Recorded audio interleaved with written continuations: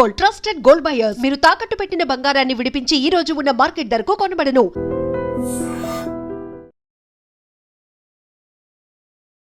50 సంవత్సరాల సినీ ప్రయాణం, మీరు ఒక కంఫర్ట్ లైఫ్ని సెట్ చేసి పెట్టుకున్నారు. ఇండస్ట్రీలో మిగతా ఆర్టిస్టులు అందరూ ఇలా ఎందుకు ప్లాన్ చేసుకోకపోతున్నారు? చివరికి వచ్చేలేకే ఒకరి మీద ఆధారపడే పరిస్థితి వచ్చేస్తుంది. షో ఆఫ్ కోసం బతికేవాళ్ళు కొంతమంది.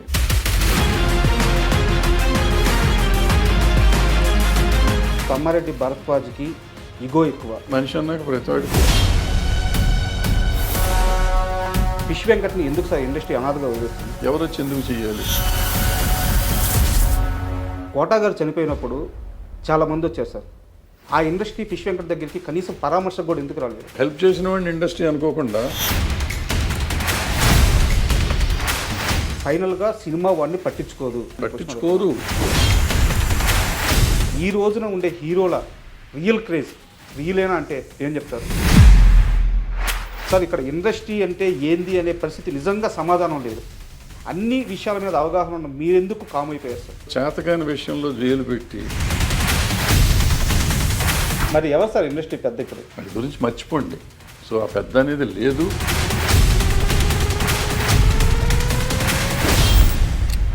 సితారా నాగవంశీ గారు మాట్లాడుతూ పిఆర్ వ్యవస్థ నిర్మాతలను బ్లాక్మెయిల్ చేస్తుంది, వీళ్ళ పోడు పర్లేక మేము నిర్మాతలను బ్లాక్మెయిల్ చేసే స్టేజ్కి ఈ పిఆర్ వ్యవస్థ కానీ ఫిల్మ్ జర్నలిజం కానీ వెళ్ళిందే. పిఆర్ చెప్తాడు. కన్నప్ప సినిమా రిలీజ్ అయిన తర్వాత అక్కడ శివపార్వతులు సెట్ కాలేదు, వాళ్ళని చూడడానికి నాకు ఇబ్బందిగా ఉంది, అలాంటి కామెంట్స్ చేయడం కరెక్ట్ అంటారా? 100%. బాహుబలిని చూసి బాహుబలిని, త్రిబులార్ని చూసి త్రిబులార్ చేయలేం మనం.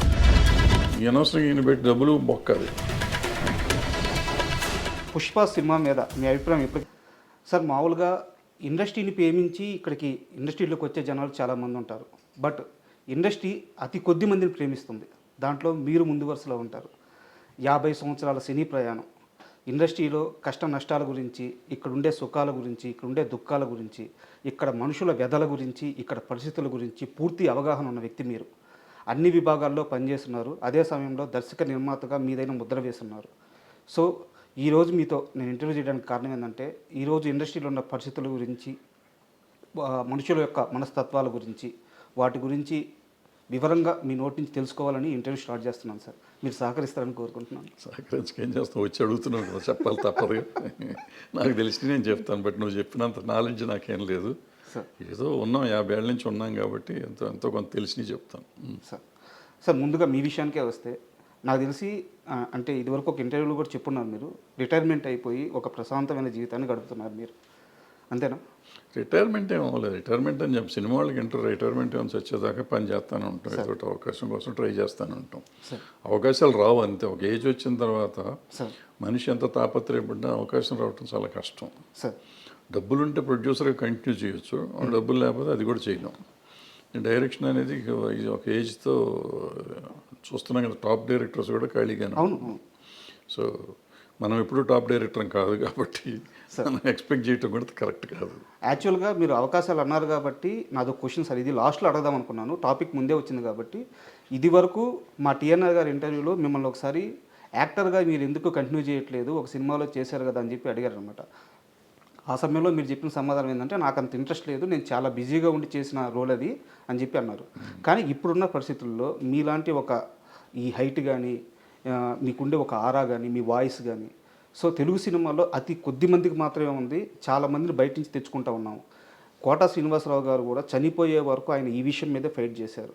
సో ఇప్పుడు మీరు యాక్టర్గా చేయాలి అనుకుంటే మీకంటే బెటర్ ఆప్షన్ ఎవరు ఉంటారు సార్? దీనికి నేను ఆప్షన్ అనుకుంటే నాకు యాక్టింగ్ రాదు ఫస్ట్ పాయింట్ సార్. ఎవరు అడగలేదు, అడిగితే చేసేవాడినేమో, అది వేరే సంగతి. ఎవరిని అడిగినా కానీ ఏదో పోలీస్ ఇన్స్పెక్టరు లేకపోతే కమిషనరు ఒక గంట వేషం అరగంట వేషం అడుగుతూ ఉంటారు. సరే అది నాకు ఇంట్రెస్ట్ ఉంటే చేస్తాను, లేకపోతే లేదు. ప్లస్ ఎవరిని అడిగితే ముందు చెప్తాను నేను కండిషను, నాకు యాక్టింగ్ రాదు, మీకు ఇష్టమైతే రండి, లేకపోతే రావద్దని చెప్తాను. అందుకని వాళ్ళు రాలేదో వస్తారో తెలియదు. బట్ ఎక్కువగా నేనేరా పోలీసులో ఫుల్ లెంత్ క్యారెక్టర్ చేసి ఆ తర్వాత ఎవరు ఫుల్ లెంత్ క్యారెక్టర్ అడగలేదు ఎవరు అంతవరకు. ఇంతవరకు అడగల. అడిగుంటే అన్న ఆలోచించేవాడినా నాకు తెలియదు, ఐడియా లేదు. బట్ నేను ఎవరు అడగల. సార్ మీ డైలీ రొటీన్ ఎలా ఉంటుంది సార్? అంటే డే ఎలా నడుస్తుంది? ఏముంటుందో మామూలు తింటాం తిరగటం అంతే, పెద్ద పని ఉంటుంది. లేదంటే ఇంటర్వ్యూలు అంటే ఉంటాయి, లేదంటే ఏమన్నా కథలు చెప్తా ఉంటే వింటూ ఉంటాను. ఓకే. వాళ్ళకి చెప్తా ఉంటాను, నేను చేయనయ్యా మా సినిమాలు చేయట్లేదంటే, లేదు సార్ మీ అభిప్రాయాలు చెప్పండి సార్ అంటూ ఉంటారు. సార్ చెప్తూ ఉంటాం. సార్ మీది ముందు నుంచి ఫిల్మ్ బ్యాక్గ్రౌండ్ ఉన్న ఫ్యామిలీ. సో ఇక్కడ అన్ని బాధలు అన్ని ఇబ్బందులు పడ్డారు. సో దర్శకుడిగా కొన్ని హిట్స్ కొట్టారు, కొన్ని పరాజయాలైనవి. నిర్మాతగా కూడా సేమ్ అంతే. బట్ ఇక్కడ ఏంటంటే కార్మికుల కష్టాలు తెలిసిన వ్యక్తిగా చాలా సమస్యలు పరిష్కరించారు. సో ఇక్కడ అన్ని కష్టాలు నష్టాలు అన్నీ చూశారు, అన్నీ దాటొచ్చారు. కాకపోతే ఇప్పుడు మీ ఏజ్ నాకు తెలిసి 77 అనుకుంటున్నాను. సో ఇంత ఏజ్ ఇంత ట్రావెల్ అయిన తర్వాత కూడా మీరు ఒక కంఫర్ట్ లైఫ్ని సెట్ చేసి పెట్టుకున్నారు.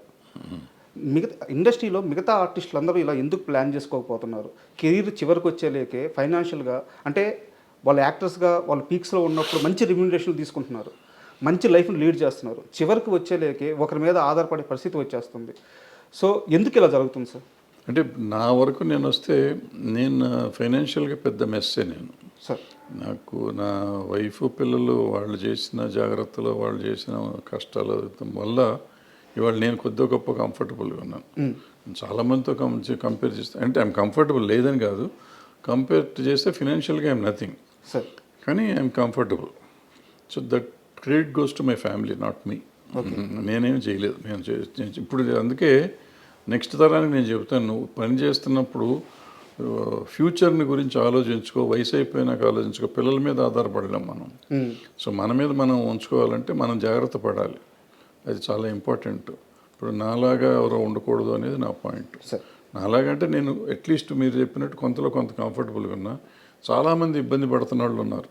ఆ ఇబ్బందులు పడకూడదంటే వచ్చినప్పుడు జాగ్రత్త పడాలి, పడకపోతే చాలా కష్టం, చాలా చాలా కష్టం ఇండస్ట్రీలో పర్టికులర్గా. ఎందుకంటే ఇండస్ట్రీలో ఎక్కువ దురలవాట్లుకి అవకాశాలు ఎక్కువ ఉన్నాయి. సో దురలవాట్లు, డబ్బులు సంపాదించిన చాలామంది పెద్దవాళ్ళు, ఇప్పుడు అనవసరం పేర్లు, వాళ్ళందరికీ రకరకాల అలవాట్లు కానీ రకరకాల విషయాల వల్ల వాళ్ళ ఫ్యామిలీలు ఇబ్బంది పడే పరిస్థితి ఉంది. విపరీతంగా డబ్బు సంపాదించి విపరీతంగా డబ్బులు ఉన్న వాళ్ళు కూడా వాళ్ళ ఫ్యామిలీస్ ఇవాళ ఇబ్బంది పడుతున్నారు. సో బాగా ఫేమస్ వాళ్ళు కూడా ఇక మామూలు వాళ్ళ సంగతి ఎంత ఉంటుంది చూడండి. తర్వాత కొంతమంది పిల్లలు చదివించినాక పిల్లలు వీళ్ళని చూడకపోవటం లాంటి కొంతమంది ఇబ్బంది పడేవాళ్ళు ఉంటారు. బట్ ఏదైనా మనని గురించి మనం ఆలోచిస్తూ మన పిల్లల గురించి ఆలోచించాలనేది నా పాయింట్. ఓకే, సెల్ఫ్ లవ్ అనేది అవసరం కంపల్సరీగా. ఎందుకంటే ఒక వయసు వచ్చినాక వాళ్ళు వెళ్ళిపోతారు పాపం, వాళ్ళకి మనం సంబంధం చేయాలి కదా, వాళ్ళు చేయలేని పరిస్థితిలో ఉండొచ్చు. వాళ్ళు కూడా వాళ్ళ బతుకు తెరువు చూసుకోగలిగే పరిస్థితి తప్ప మన సపోర్ట్ చేసే పరిస్థితి ఉండకపోవచ్చు. అందుకని వాళ్ళ మీద ఆధారపడతాం కాకుండా మనది మనం చూసుకుంటూ వాళ్ళ కోసం చేస్తే బాగుంటుంది. ఎందుకంటే చూస్తా చాలామంది నాకు డబ్బులుగా అడుక్కునే పరిస్థితి ఉంటాం ఇండస్ట్రీలో. వాళ్ళని చూస్తే నాకు కొంచెం బాధేస్తుంది, కోపం వస్తుంది. ఈ పరిస్థితికి మనం వెళ్తున్నాం అంటే మనం ఏంటి, నా కెపాసిటీ ఏంటి, నేనేంటి అని ఆలోచించుకోవాలి. నాకు ఉన్నదానికంటే ఎక్కువ ఆలోచించుకొని నేను ఎఫర్ట్ చేయగలను. ఇప్పుడు సపోజ్ నేను సైకిల్ ఎఫర్ట్ చేయగలను అనుకోండి, కారు కొనేస్తాను. కారు కొంటే కారు మెయింటెనెన్స్కి, పెట్రోల్కి, ఈఎంఐకి డబ్బులు కావాలి, ఈ అప్పులు చేయాలి. నాకు అవసరం లేదు. ఎవరి కోసం షో చేస్తున్నావు? నీ జీవితం నువ్వు బతకాలంటే నీకు సైకిల్ సరిపోతుంది, లేదా బస్సులో వెళ్ళు, ఆటోలో వెళ్ళు. అది కాకుండా నువ్వు కారు ఎవరి కోసం, ప్రదర్శన కోసం చేసి ఆడు ఈఎంఐ వచ్చి లాక్కి వెళ్ళేది అసహ్యంగా. దానికంటే అసహ్యం మనకేముంటుంది జీవితంలో. సో ఎగ్జాంపుల్ చెప్పా. ఇట్లా మనం షో ఆఫ్ కోసం బతికేవాళ్ళు కొంతమంది, అవన్నీ మారాలి. మనం మారితే సింపుల్గా ఉంటుంది. సార్ మీరు నాకు వ్యక్తిగతంగా తెలుసు. కొన్నేళ్ల క్రితం మీ కింద మీ టీంలో నేను పనిచేస్తున్నాను. సో ఆ లీనియన్స్ తీసుకొని మిమ్మల్ని పరిధి దాటి ఒక క్వశ్చన్ అడుగుతున్నాను.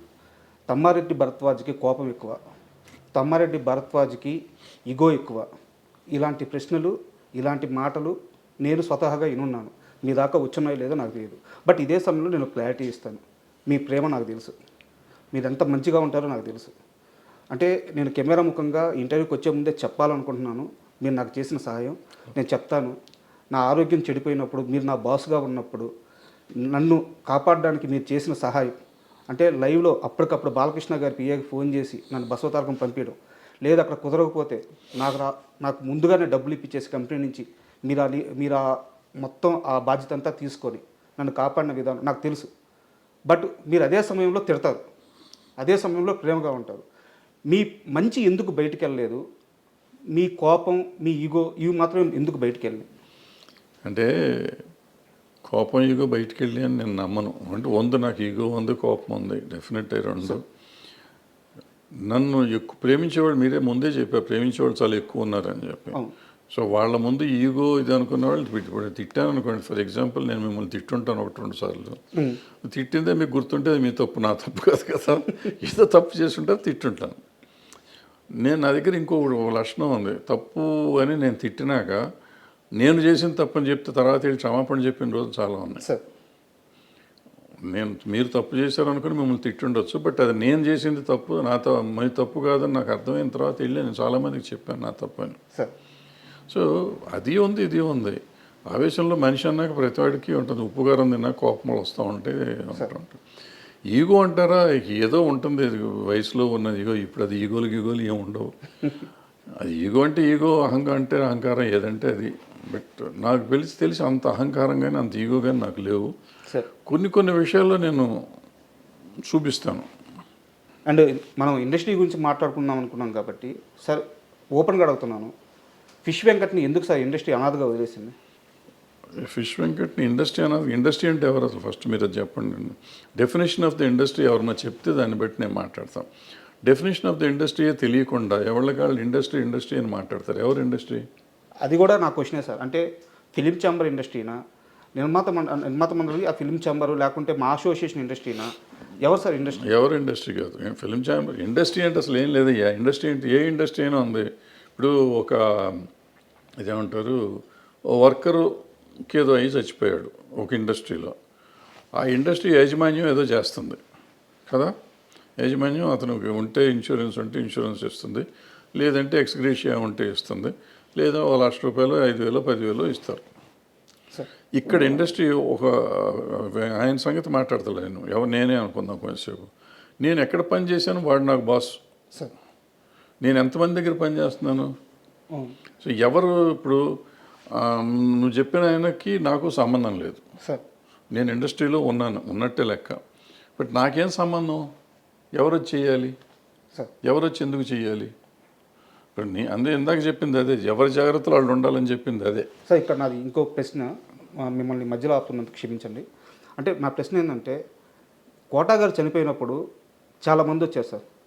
అంటే నేను కోటా గారిని, ఫిష్ వెంకట్ గారిని ఒకే స్థాయి నేను చెప్పట్లేదు, ఒకే గట్టు నేను కట్టట్లేదు. ఆయన స్థాయి వేరు, అంటే ఆయన అచీవ్ చేసిన విజయాలు వేరు. బట్ ఏ ఇండస్ట్రీ వచ్చింది సార్ కోటా గారి దగ్గరికి? ఆ ఇండస్ట్రీ ఫిష్ వెంకట్ దగ్గరికి కనీసం పరామర్శకు కూడా ఎందుకు రాలేదు? అంటే కోటా గారు ఫ్యామిలీ పరామర్శ కాదు. మీరు అర్థం చేసుకోవాల్సిన విషయం ఏంటంటే, కోటా గారు చేసిన సినిమాలు కానీ, కోటా గారు చేసిన కంపెనీలు కానీ వేరు. ఫిష్ వెంకట్ గారు చేసిన సినిమాలు, ఫిష్ వెంకట్ గారు చేసిన కంపెనీలు వేరు.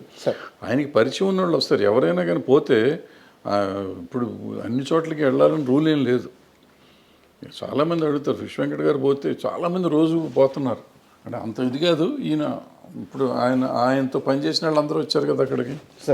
ఆయనతో పనిచేసిన వాళ్ళు అందరూ వచ్చారు. ఒకళ్ళిద్దరు పెద్దవాళ్ళు కూడా వచ్చి ఉంటారు. నాకు తెలియదు ఎవరు వచ్చారు ఎవరు రాలేదు, నాకు ఐడియా లేదు. సో డెఫినెట్గా కొంతమంది ఆయనతో పనిచేసిన వాళ్ళు వచ్చి ఉంటారు. అంటే నేను ఎందుకంటే ఈ క్వశ్చన్ అడిగింది దీనికోసమే సార్. ఇప్పుడు ఎవరు తెలిసిన వాళ్ళే వెళ్తారు, తెలియని వాళ్ళు ఎందుకు వెళ్తారు ఇండస్ట్రీలో? ఇప్పుడు ఆయన వచ్చినాక ఏంటంటే ఒక గబ్బర్ సింగ్ నుంచి పాపులారిటీ వచ్చింది. ఆ గబ్బర్ సింగ్ గ్యాంగ్గా పాపులర్ అయ్యారు. ఆ గ్యాంగ్ అంతా అక్కడే ఉన్నారు పాపం. వాళ్ళే చాలా చేశారని విన్నాను నేను, నాకు తెలియదు. సో వాళ్ళు చేశారు కదా, మరి వాళ్ళంతా ఇండస్ట్రీ కింద ఎందుకు తీసుకోరు మీరు? హెల్ప్ చేసిన వాడిని ఇండస్ట్రీ అనుకోకుండా భరద్వాజ్ రాలేదు, లేకపోతే ఇంకో పుల్లయ్య రాలేదు, ఎల్లయ్య రాలేదు అని మాట్లాడతాం కరెక్ట్ సార్. నీళ్ళల్లో ఒక వ్యక్తి కొట్టుకుపోతున్నప్పుడు ఆ ఇచ్చే చెయ్యి పెద్దదే ఉండాలి కదా సార్. పెద్ద చేతికి ఎక్కడి నుంచి వస్తుంది పెద్ద చెయ్యి? ఎక్కడి నుంచి వస్తుంది పెద్ద చెయ్యి? ఇప్పుడు ఈ నీళ్ళలో కొట్టుకుపోతున్నాడు, నీళ్ళలో కొట్టుకుపోతుంటే ప్రధానమంత్రి ఢిల్లీలో ఉన్నాడు, పెద్ద చెయ్యి ఉంటుంది. ఆయన అక్కడి నుంచి చెయ్యి పెడతాడా? అక్కడ ఒడ్డున నువ్వు ఉన్నావు, ఉంటే నువ్వు కదా చెయ్యి అందిస్తావు. అంటే ఈ ఒడ్డున నువ్వు అందిస్తావా, ప్రధానమంత్రి అందిస్తాడా? దగ్గర ఉన్న వ్యక్తి అందించాలి. ఇప్పుడు ముఖ్యమంత్రి ప్రధానమంత్రి ఎందుకు ఇవ్వలేదని నువ్వు అడిగితే నేను సమాధానం ఎట్లా చెప్తాను? అంటే కాదు సార్, నేను ఈ మొత్తం సినారియో అంతా ఎందుకు ఇంతలా అని అడుగుతున్నానంటే నాకు ఒక ఆన్సర్ కావాలి. ఇండస్ట్రీలో కొంతమంది ఉంటారు సార్. ఈరోజు నేను ఒక మంచి సీన్ తీసాను, ఇంటికి వచ్చి తాగుతాడు. ఈరోజు ఒక పెద్ద హీరో నన్ను భుజం మీద చేసి పలకరించాడు, అది ఇంటికి వచ్చి తాగుతాడు. ఈరోజు నా మీద కెమెరా పెట్టి 2 డైలాగులు చెప్పించాడు, వాడు ఇంటికి వచ్చి తాగుతాడు. సినిమా ఆడింది వీడు తాగుతాడు, సినిమా పోయింది వీడు తాగుతాడు. అంటే సినిమాను చూసుకొని మురిసిపోతూ ఆ ఆనందంలో వాడు చెడు అలవాట్లు చేసుకుంటా పోతూ ఉంటే ఫైనల్గా సినిమా వాడిని పట్టించుకోదు. అది అందరికీ తెలియాలి అనే ఉద్దేశంతో నేను మిమ్మల్ని పట్టించుకోరు. పట్టించుకోండి, పైగా ఇండస్ట్రీ వాళ్ళు పట్టించుకుంటారనే తప్పు అసలు. సార్ నేను ఎంతమందితో పనిచేశాను సార్. ఇప్పుడు కోటా గారు ఎగ్జాంపుల్ మీరు చెప్పారు కాబట్టి, కోటా గారు 700 సినిమాలు చేశారు, 750 సినిమాలు చేశారు, సార్ అన్ని భాషల్లో చేశారు, అందరు హీరోలతో చేశారు. చాలా 50, 40, 50 ఏళ్ళ ప్రయాణం ఆయన, సుదీర్ఘ ప్రయాణం. ఆ ప్రయాణంలో ఎంతో మందితో ఆయన అనుబంధం ఉంది ఆయనకి. అందుకని ఆయన దగ్గరికి వచ్చారు అందరూ. అంత పోటాడుకున్న వాళ్ళు ఉన్నారు, ఆయన కొట్టిన వాళ్ళు ఉన్నారు, తిట్టిన వాళ్ళు ఉన్నారు, ఆయన తిట్టిన వాళ్ళు ఉన్నారు, ఆయన కొట్టిన వాళ్ళు ఉన్నారు, రకరకాలు ఉన్నాయి. సో మంచి అనుబంధాలు, చెడు అనుబంధాలు, మంచి ఎక్స్పీరియన్స్, చెడు ఎక్స్పీరియన్స్ చాలా ఉంది ఆయన. అందుకని అందరూ ఆయన దగ్గరికి వెళ్ళారు. మీరు చెప్పిన ఫిష్ వెంకట్ గారి దగ్గరికి ఆయన చేసిన సినిమాలు పరిమితం, ఆయన చేసిన టెక్నీషియన్స్ పరిమితం, ఆయన చేసిన ప్రొడ్యూసర్లు పరిమితం, ఆయన చేసిన యాక్టర్లు పరిమితం. ఆ పెద్ద సినిమాలు 4-5 చేశారు. చేసినప్పుడు ఆ పెద్ద యాక్టర్లు మాత్రమే వాళ్ళు పెద్ద యాక్టర్లకి ఈయన చేసిన సినిమాల లెక్క ప్రకారం చాలా చిన్న యాక్టర్ ఈయన. ఈయన సమబుజ్జి యాక్టర్ కాదు, అంటే కోట శ్రీనివాసరావు గారు అంత పెద్ద యాక్టర్ కాదు. సో వీళ్ళు ఎంతవరకు వస్తారు అనేది నమ్మకం లేదు. బట్ కొంతమంది అతని మీద అభిమానం ఉన్నవాళ్ళు రావచ్చు. ఆయన పనిచేస్తున్నప్పుడు ఆ పలానా హీరో ఆయన అభినందించి ఉండొచ్చు. సినిమా యాక్టర్గా కాబట్టి కొంతమంది డెఫినెట్గా గుర్తుపెట్టుకుంటారు, మర్చిపోయి ఉంటారని నేను నమ్మను. కానీ వాళ్ళందరూ రావాలని ఎక్స్పెక్ట్ చేయటం మన తప్పు అంటాను నేను. మన తప్పు. వాళ్ళు వస్తే వస్తారు, అది వాళ్ళ సంస్కారం. రావాలా వద్దనేది వాళ్ళ సంస్కారం, వాళ్ళ అవసరం కంటే ఆ సంస్కారం.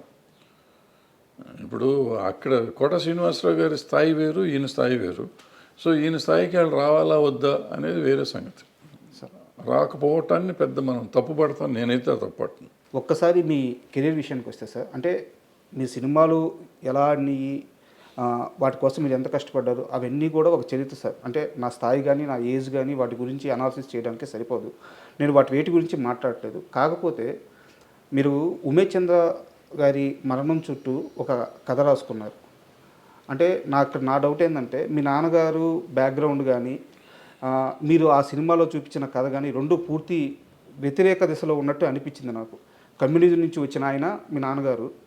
సో మీరు ఈ కథలో మీ భావజాలం మాత్రం వేరే మార్గంలో వెళ్ళినట్టుంది. ఇంతకీ తమ్మారెడ్డి భావజాలం ఏదంటే ఏం చెప్తారు? నేను సమానత్వమే, మనుషులు బాగుండాలి, అందరూ బాగుండాలి అనుకుంటా నా భావజాలం. అంతకంటే నాకు వేరే సార్.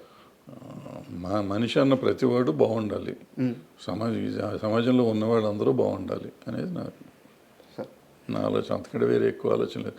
దాంట్లో నేనేం చెప్పానంటే, ఇప్పుడు పోలీసులు పక్క నుంచి వాళ్ళ డ్యూటీ వాళ్ళు చేస్తున్నారు. నక్సలైట్లు దేశభక్తులే, వాళ్ళు దేశాన్ని బాగు చేద్దామని, ఒక సమాజాన్ని నిర్మిద్దామని వాళ్ళు ఒక తుపాకీ గొట్టం ద్వారానే న్యాయం వస్తుందని వాళ్ళు అనుకుంటున్నారు. అయితే వాళ్ళు చేసే పొరపాటు వల్ల కొంతమంది మా సామాన్యులు చచ్చిపోతున్నారు.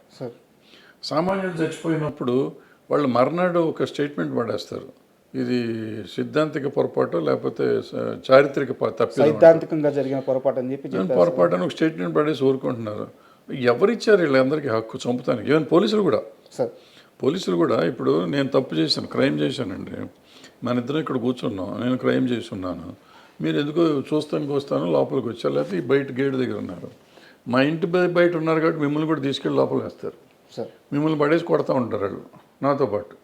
కొట్టి ఎందుకున్నావు నువ్వు అక్కడ అని అడుగుతారు. మీకు సంబంధం లేదు, మీరు ఎవరో తెలియదు, మీరు పొరపాటున మీ క్యారెక్టర్కి ప్రాణం పోవచ్చు. ఎవరు? ఇప్పుడు నిన్న ఒక సినిమా చూశాను నేను, రోతే అని ఏదో మలయాళం సినిమా, ఇద్దరు పోలీసు వాళ్ళ కథ. ఎంత అద్భుతంగా ఉంది. నైట్ డ్యూటీ చేసేవాళ్ళ కథ. ఆ పాప మా పిల్లడి మీద వేసేస్తారు మొత్తం అంతా. సో ఇప్పుడు దానికి ఎవరు బాధ్యులు? పోలీసులో కూడా అడిగేది ఇదే నేను, ఎవరు బాధ్యులు? Who will take the responsibility of that చచ్చిపోయిన వాళ్ళది? ఇప్పుడు నువ్వు నమ్మావు, నక్సలిజం నమ్మావు, దేశాన్ని కోసం మంచి అడుగుతున్నావు, నువ్వు పోలీసుగా నువ్వు దేశాని కోసం పోరాడుతున్నావు. నువ్వు ఇద్దరు ఆలోచన మంచిదే, మధ్యలో సామాన్యుడు ప్రాణం పోతుంది, వీడికి సమాధానం ఎవరు చెప్తారు? సార్ ఇంత మంచి పాయింట్ మీద నిజంగా సినిమా నేను కూడా చూశాను. సింధు తులాని గారి యాక్టింగ్ కానీ సూపర్ ఉంటుంది. సినిమా ఆడలేదు సార్. వాళ్ళు ఎంత లాస్ అయ్యారు సార్ సినిమాలో? మొత్తం పోయింది ప్రతి రూపాయి పెట్టిన ప్రతి రూపాయి పోయింది. ఎంత పెట్టారు? దగ్గర దగ్గర ₹1 కోటి పెట్టాం. ఒక్క రూపాయి కూడా రాలేదు. ₹1 రాలేదు. అది శాటిలైట్కి వచ్చిన కొంత వచ్చింది. అప్పుడు అంత మంచి సినిమా తీసినప్పుడు ఇలాంటి రిజల్ట్ చూసినప్పుడు ఏమనిపించేది సార్ మీకు? ఏమవుతుంది, బాధపడితే అంతకంటే ఏం చేస్తాం. అంటే అది నేను ఒక రకంగా క్రౌడ్ ఫండింగ్ ఫ్రెండ్స్ పెట్టారు, తలా 10 లక్షలు వేసుకుని చేసాం ఆ సినిమా. ఓకే. 7-8 మందిని కలిసి తలా 10 లక్షలు వేసుకుని చేసాం. అండ్ ముందు నుంచి మెంటల్గా ప్రిపేర్డ్. మా అల్లుడు అంటా ఉన్నాడు, ఎవరి కోసం తీస్తున్నావు ఈ సినిమా, ఎవరు చూస్తారని. ఆయన అన్నాడు, నాకు నమ్మకం ఉంటుంది ఏదో చూస్తారని. నేను తప్పు, ఆయన రైట్. మీరు ఇదే తప్పు మీ కెరీర్లో ఇంత ముందు కూడా ఒకటి చేసినట్టున్నారు. అన్ని పార్టీలు తర్వాత కూడా చేశాను. కమ్యూనిజం పార్టీలన్నీ తర్వాత ప్రతిఘటన కూడా చేశాను 2014లో మళ్ళీ. సార్ సో తప్పులు చేస్తానే ఉంటాం, తప్పులదే ఉంది. మనిషి అన్నాక తప్పులు చేస్తాడు. ఇదే ఇందాక అన్నారు, మీరు ఏం నమ్ముతారు, నేను నమ్మిందే దాని మీద తీస్తాను. సార్ నా నమ్మకం జనానికి నచ్చట్లేదు అందుకని. అండ్ మీ సినిమాలు చూస్తే సార్, మీరు ఎవరికైతే సినిమాలు తీశారో ఆర్టిస్టులు, చిరంజీవి గారు కానీ, శ్రీకాంత్ కానీ, మన భానుచంద్ర గారు కానీ, సుమన్ గారు కానీ, మిగతా ఆర్టిస్టులు అందరూ, మీరు ఎవరైతే వాళ్ళ కెరీర్ స్టార్టింగ్లో మీ చెయ్యి ఇచ్చి వాళ్ళతో సినిమా తీశారో వాళ్ళందరూ అద్భుతమైన స్థానంలో ఉన్నారు. మీ చెయ్యి మీకు తప్పించి అందరికీ కలిసి వచ్చింది అంటే ఏమంటారు? అసలు అది తప్పు అంట. ఎందుకంటే నేను సినిమా తీసాను అంతే సార్. దీంట్లో ఏమంటారు, దాంట్లో భగవద్గీతలో చెప్తాడు కదా, నువ్వు చేయాల్సింది చెయ్యి అంతే తప్ప నువ్వు ఆశించి చేయకూడదు అంటాడు. ఏం ఆశించి చేసింది కదా ఫస్ట్ పాయింట్. ప్లస్ నా అవసరానికి చేసింది ఇదంతా. మీరు చిరంజీవి గారు అంటారు, చిరంజీవి గారికి ఆ రోజు నాకు నా రెమ్యునరేషన్గా ఆయన చేశాడు కాబట్టి నేను చేశాను. నాకు ఆ సినిమా చేద్దాం, వేరే పెట్టి ఇంక పెద్ద హీరోని పెడతానికి నా దగ్గర డబ్బులు లేవు, నా దగ్గర ఉన్న డబ్బులకి నేను చేశాను. సో ఆయన వచ్చి మళ్ళీ మనకేదో చేయాలనుకోవటం తప్పు. భానుచంద్ర అయినా, సుమన్ అయినా, శ్రీకాంత్ అయినా, ఎవరైనా కానీ నా అవసరానికి ఆ రోజు నేను చేశాను తప్ప వాళ్ళని ఉద్ధరిద్దామనో అని ఏమీ లేదు. వాళ్ళకైనా సెంటిమెంట్ ఉందో ఏమన్నా ఉంది మావాడు అనుకుంటే అనుకోవచ్చు, తప్పులేదు. అనుకోపోయినా తప్పులేదు, ఇబ్బంది లేదు మనకి. అనుకోవాలని కూడా రూల్ లేదు సార్. అండ్ ప్రతిఘటన సినిమా టాపిక్ వచ్చింది కాబట్టి, అంటే ఇది మీకు సంబంధం లేని ప్రశ్న, కానీ మీరు చార్మి గారిని దగ్గర నుంచి చూశారు. ఆమెని అంటే చార్మీలో అందమని కానీ ఆమె బాగుంటుందని స్క్రీన్ మీద చూపించడం కానీ చాలామంది చేస్తే ఆమె యాక్టింగ్ సైడ్ మీరు చూపించారు. సో చార్మి గారు అలా కెరీర్ వెళ్తున్నప్పుడు అకస్మాత్తుగా ఆమె కెరీర్ ఆగిపోయి ఒక నిర్మాతగా టర్న్ తీసుకొని ఈ రోజున ఆమె కష్టపడుతుంది కానీ ఒక సైడ్ నుంచి నిందలు మోయడం కానీ, సో చార్మి గారి కెరీర్ ఇలా అవ్వడానికి మీరు దగ్గర నుంచి చూసిన మనిషి కాబట్టి ఎందువల్ల అయిందంటారు? కెరీర్ అని ఇంకా నేను కూడా ఆమె అంతకుముందు సక్సెస్ఫుల్ హీరోయినే. అవును. తర్వాత మన సినిమా చేసింది ఆమె బాగా నమ్మకం ఉంటుంది. తర్వాత పూరి గారి సినిమా ఏదో చేసింది, పేరు గుర్తులేదు, జ్యోతిలక్ష్మి. అది కూడా ఆమె అద్భుతమైన పెర్ఫార్మెన్స్ చేసింది, మంచి కథ. 2 సినిమాల్లోనే ఆమె ఎక్సలెంట్ పెర్ఫార్మెన్స్ ఇచ్చింది. ప్రాబ్లం చిరాకేసి ఉంటుంది, వీళ్ళు మంచి సినిమాలు చూడరు, మంచి పెర్ఫార్మెన్స్ చూడరు, వీళ్ళకి అనవసరం మనం చేయటం అని ఆమె రూట్ మార్చుకుని ఉంటుంది. మార్చుకొని ప్రొడ్యూసర్ అయింది. సరిగ్గా ఈ ఇండస్ట్రీలో 100 మంది అంటే 100 అంటారు. ఆమె చేసుకుంటానే పోతుంది, పట్టించుకోవట్లేదు కదా. తన కష్టం తను పడుతూనే అంతే కదా, పని అయిపోయింది. మనం దాని గురించి కామెంట్ చేయటం ఎందుకు. ఆమె షీఈస్ డూయింగ్ గుడ్. డబ్బులు సంపాదిస్తున్నారు, పోగొట్టినప్పుడు పోగొట్టిన ప్రొడ్యూసర్ అనే వాళ్ళకి తప్పదయ్యాను. సార్ మీరు సినిమాలు చేసేటప్పుడు మీ తరంలో, అంటే తరం అంటే మళ్ళీ మీ ఏజ్ గుర్తు చేయడం అది కాదు నా ఉద్దేశం, మీరు సినిమాలు చేసేటప్పుడు సార్ హీరోలని విపరీతంగా ఆరాధించేవాళ్ళు. అయితే దాంట్లో ఎలాంటి ఒక ఫేక్ ఉండేది కాదనమాట. అంటే ఎవరో పక్క నుంచి జనాలను పుల్ చేయడం అలాంటిది ఏమి ఉండేది కాదు. హీరో రోడ్ల మీదకి వస్తే దేవుళ్ళుగా చూసేవాళ్ళు. కృష్ణ గారిని కానీ, ఎన్టీఆర్ గారు కానీ, ఏఎన్ఆర్ గారు కానీ, వాళ్ళందరినీ కూడా నిజంగా దేవుళ్ళలాగే చూశారు. అదంతా చాలా రియలిస్టిక్గా, చాలా రియాలిటీగా జరిగిన సందర్భం అది. బట్ ఈరోజు ఇండస్ట్రీలో పరిస్థితి చూస్తే యూట్యూబ్లో పాటలకి వ్యూస్ కొంటున్నామని చెప్పి నిర్మాత చెప్తున్నారు, ట్రైలర్ వ్యూస్ కొంటున్నామని చెప్పి నిర్మాత చెప్తున్నాడు. సో జనాలను పుల్ చేస్తున్నారు. అంటే హీరోని ఒక బ్రహ్మపదార్థంగా పెట్టి చుట్టూ హీరోని లేపడానికి మళ్ళీ వీళ్ళే ఎదురు డబ్బులు పెడుతూ ఆఖరికి బుక్ మై షోలో రేటింగ్కి కూడా డబ్బులు పెడుతున్నారు. సో నిర్మాతలే ఇంత ఖర్చు చేసి నిర్మాతలే హీరోని లేపుతున్నారు. ఈ రోజున ఉండే హీరోల రియల్ క్రేజ్ రియలేనా అంటే ఏం చెప్తారు? అంటే మరి రియల్ క్రేజే కదా, చచ్చిపోతామంటున్నారు అక్కడ. పచ్చబొట్లు పొడిపించుకుంటున్నారు, చేతుల మీద, కాళ్ళ మీద, మెడ మీద, బొడ్డు మీద, అన్ని చోట్ల పొడిపించుకుంటున్నారు, గుండెల మీద, ఇన్ని చోట్ల పచ్చబొట్లు పొడిపించుకుంటున్నారంటే రియలేనే కదా. మరి నిర్మాతలకు ఎందుకు సార్ ఇన్ని కష్టాలు? ఇప్పుడు మీరు ఒకటి అడుగుతున్న ప్రశ్నలోనే సమాధానం ఉంది మీకు. సార్ ఆ రోజునైనా ఈ రోజునైనా ఆ రోజున అట్లీస్ట్ మార్నింగ్ షోకి వచ్చేవారు ఫ్యాన్స్ అంతా. ఈరోజు ఫ్యాన్స్ ఇంత పెద్ద ఫ్యాన్ ఫేర్ ఉన్న సినిమాలు కూడా కొన్ని సినిమాలకి మార్నింగ్ షోనే ఫుల్ అవట్లేదు. అవును. ఇది పెద్ద హీరోలు అని చెప్పబడే వాళ్ళ సినిమాలు కూడా. అంటే మరి దాంట్లోనే అర్థమైపోతుంది. మళ్ళీ అక్కడేమో హయ్యెస్ట్ ఫ్యాన్స్ ఉన్న హీరో అంటారు వాళ్ళు. మరి ఆ హీరో సినిమా మార్నింగ్ షోనే ఫుల్ అవ్వాలిగా. సోషల్ మీడియాలో ఒక్కొక్కరు హ్యాండిల్ చూస్తే కొన్ని మిలియన్స్ సినిమాలు మార్నింగ్ షో ఫుల్ అవ్వట్లేదు. మార్నింగ్ షో ఫుల్ అవ్వట్లేదు. మరి ఆ పరిస్థితి ఏమొస్తుంది ఏం చెప్పలేము. ఇప్పుడు ఏమైపోయింది, సోషల్ మీడియా అయిపోయింది. ఎక్కువ మంది ఈ సోషల్ దాంట్లో పేర్లు పెట్టుకుని వాళ్ళ వ్యూస్ యూట్యూబ్ కోసం వచ్చేవాళ్ళు కొంతమంది, టీవీలో కనపడటం కోసం వచ్చేవాళ్ళు కొంతమంది, వీళ్ళంతా ఫ్యాన్స్ అయిపోయారు. నిజంగా ప్యాషనేట్గా ఆయన కోసం పలానా హీరో కోసం నేను ప్రాణం ఇస్తాననేవాళ్ళు బయటికి చెప్పేవాళ్ళే కానీ ఇచ్చేవాళ్ళు తక్కువ. ఓ 10%, 20% ఉంటారు. గతంలో ఏంటంటే 80% వాళ్ళు ఉండేవారు, 20% పబ్లిసిటీ కోసం వచ్చేవాళ్ళు. పబ్లిసిటీ లేకపోతే దానివల్ల అడ్వాంటేజ్ తీసుకుందాం అనుకునేవాళ్ళు. ఇప్పుడు శోభన్ బాబు గారికి, కృష్ణ గారికి, ఈ రోజు ఎన్టీ రామారావు గారికి, నాగేశ్వరకి ఈ రోజుకి ఇంకా ఫ్యాన్స్ అట్టాగా ఉన్నారు. వాళ్ళందరికీ 70 ఏళ్ళు 80 ఏళ్ళు వచ్చినా వాళ్ళు ఈ రోజుకి వాళ్ళ డబ్బులు పెట్టుకుని ఫంక్షన్లు చేస్తారు. కృష్ణ గారికి ఏ ఊళ్ళో పెడితే ఆ ఊరిలో విగ్రహం పెడుతున్నారు ఇప్పుడు వాళ్ళ సొంత డబ్బులతో. శోభన్ బాబు గారికి ప్రతి సంవత్సరం ఆయన బర్త్డే రోజు జనవరి 30వ తారీఖు, జూన్ 30వ తారీఖు అనుకుంటప్పుడు వాళ్ళు రెగ్యులర్గా ఏదో ఇది చేస్తూ ఉంటారు, ఫంక్షన్లు చేస్తారు, లక్షలు ఖర్చు పెట్టి. సో మరి ఏం చెప్తాం అంటే వాళ్ళకి అంత అభిమానం ఉంది, ఇప్పుడు కూడా వాళ్ళు చేసుకుంటున్నారు. సో ఇవన్నీ ఏంటంటే అభిమానం. మరి ఇప్పుడు ఉన్నవాళ్ళు మరి మార్నింగ్ షో రావట్లేదు జనం. అంటే వాళ్ళు 300-400 రూపాయలు ఖర్చు పెడతారు. ఇప్పుడు ఉన్న 10 మంది 20 మంది లక్షలు ఖర్చు పెట్టి చేస్తున్నారు సార్. తేడా. అండ్ మీ మీద నాకు ఒక కంప్లైంట్ ఉంది సార్. ఆ కంప్లైంట్ అంటే అది నాది కరెక్టేనా లేదు నువ్వు తప్పుగా అర్థం చేసుకున్నావు రాజా అంటారా? నేను అడుగుతాను, మీరు చెప్పండి దానికి. దాసరి నారాయణరావు గారు సార్ ఇండస్ట్రీకి పెద్ద దిక్కు.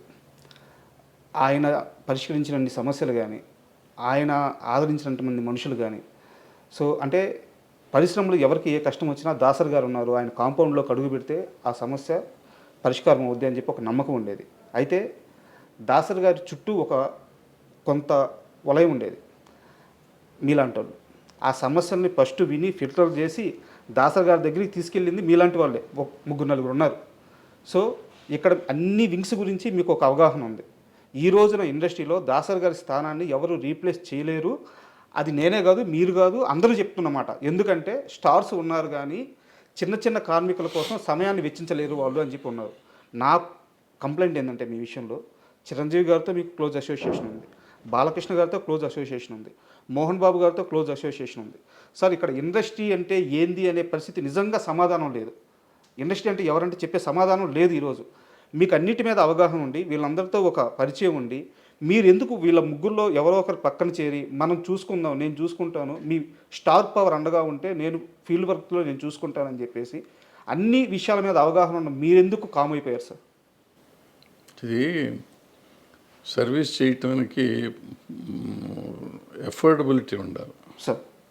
నేను ఇందాకే చెప్పాను, ఫస్ట్ క్వశ్చన్లోనే చెప్పాను. జీవితం, నిజ జీవితం వేరు, ఈ మీరు మాట్లాడుకోవటం వేరు సార్.